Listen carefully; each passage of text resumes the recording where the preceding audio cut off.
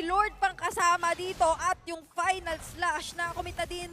Pero yung Torre lang ang tinatarget ng AP Brin. Unless, susubok pa ba dito si Yusun? Alam mo, dapat si Yusun hindi sila nag-initiate. Sila dapat ang counter-initiate. Pero masakit talaga yung damage ni Super Marco. Si Super Marco ang ating tinitingnan ngayon. At ayun na final sweep.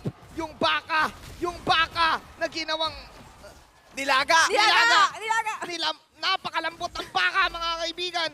Halos walang kunat at doon na nga. Tatapusin na ba ito ng AP Brin? Inhibitor, wala na ngayon for both of the teams. Tanging damage output na lang ang meron sila and they want to go for the extra wave. Conceal play at ayun, yung isang banat. Killing spree para kay Flap TC. And this is it. AP Brin ang pinalakas na mas malakas sa series na to. After 4 games in this best of 5 series,